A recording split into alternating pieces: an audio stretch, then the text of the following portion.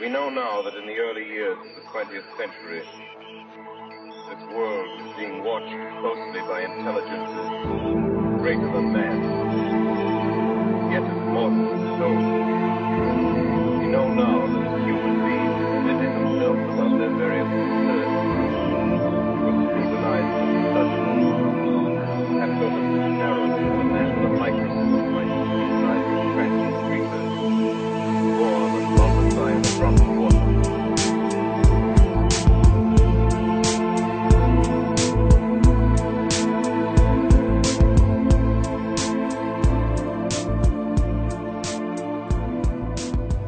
God, we got a problem.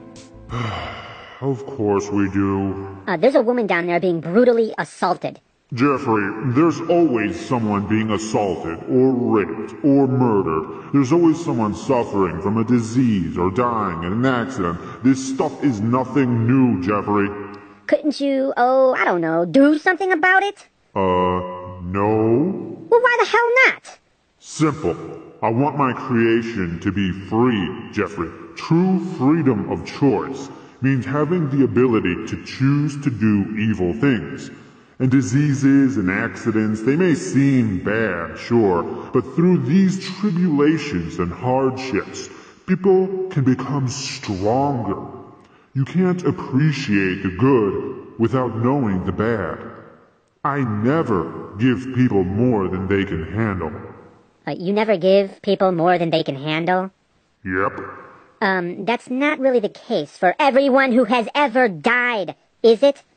Look, I'm not being absolute here. I'm not asking you to get rid of every evil and every hardship. But a little child who dies of cancer will never be stronger because of his tribulation. He will die because of it. It's pointless. It's not pointless. It's a part of my plan. Plan? I thought you were all about free will. And just what the hell is your plan?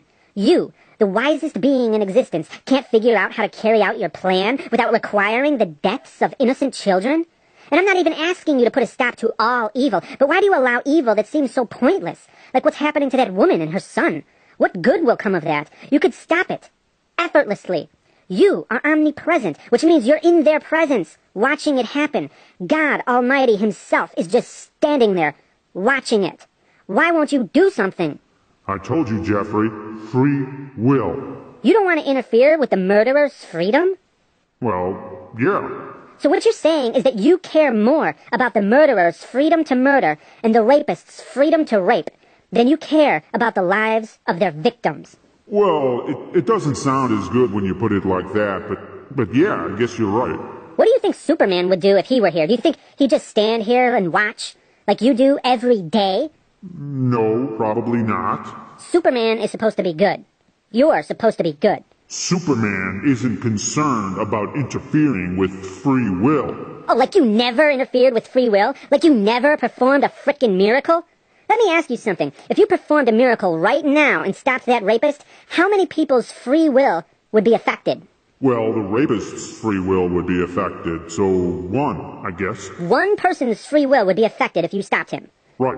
Would anyone's free will be affected if you did nothing? Well, Doesn't it look like that woman is being assaulted against her will? Well, yeah, I suppose, but... So whether you choose to help or not, at least one person's free will is going to be affected, right? True. So you're taking the side of the rapist and the murderer.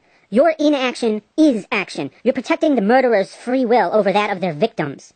In the end, though, I'm not taking the murderer's side because they're gonna burn in hell forever and ever. So after 1 trillion years, these guys are still going to be burning in agony because of this. Yep. Will that unrape the woman? Will that unmurder her son? Well, no. Will the torture of her rapist make her feel better about being raped? No, I guess not. And what will burning forever and ever teach them? Well, it'll teach them not to rape or murder, that's for sure. And what good will that do anyone as long as they're burning forever? Perhaps the situation is more nuanced than you bad, you burn.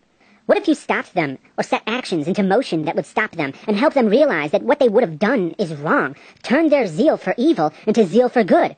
Maybe they could then be the ones to prevent future murders and rapes instead of you. Now that would be a cool plan from a benevolent God.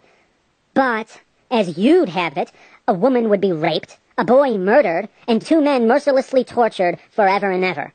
But I told you, Jeffrey, I have strict rules. I shall not interfere. Okay, that sure as hell didn't stop you in the old days. Before video cameras existed, you were parting the Red Sea, ordering people to do all kinds of shit, turning people into pillars of salt. Okay, we get it, Jeffrey. I mean, Jesus was walking on frickin' water and curing leprosy just to prove he was the Son of God. Which, if you think about it, doesn't actually prove jack shit. I said we get it already, Jeffrey. The point is, you didn't really give a shit about people's free will back then, did you? Well, okay. You see, after Jesus came... Oh, don't give me that after Jesus shit. People are constantly attributing miracles to you.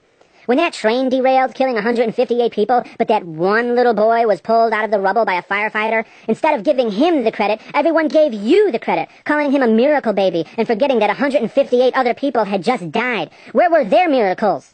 Actually, Jeffrey, that was a miracle. I did that one to keep up my image. You know, every cloud has to have its silver lining. Really? Yep. Huh.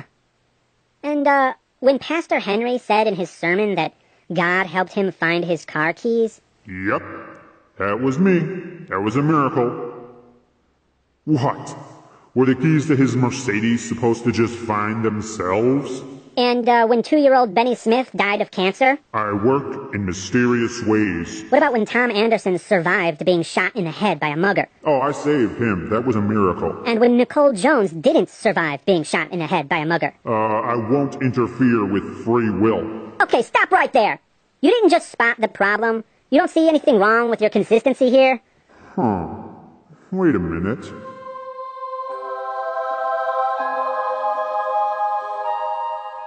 You know, Jeffrey, I think you're right. Finally! Yeah. Let Pastor Henry find his own damn car keys.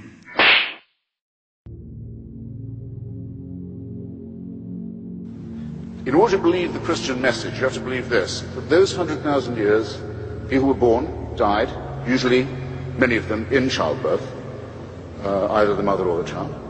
Life expectancy, perhaps 20 years, 25. Died of microorganisms they didn't know existed. Genesis doesn't mention them because the people who write Genesis don't know there are microorganisms. Earthquakes would have been terrifying. Tsunamis, volcanoes, mysterious events. War and famine superimposed on this. You can all fill out this picture for yourselves, I'm sure.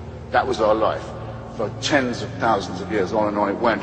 Maybe a gradual upward curve of a sort. We seem to have made some progress, very painfully, and with infinite suffering and labor, and with our solidarity still intact. Now here's what you have to believe. You have to believe that heaven watched that for 98,000 years. And after 98,000 years decided 2,000 years, it may be time to intervene. And the best way of doing that would be to have a filthy human sacrifice in a very remote part of Palestine. And the news of this has still not penetrated to the rest of the world, and I don't think will be believed when it does, and isn't believed by me, and can't be believed by a thinking person. Thank you.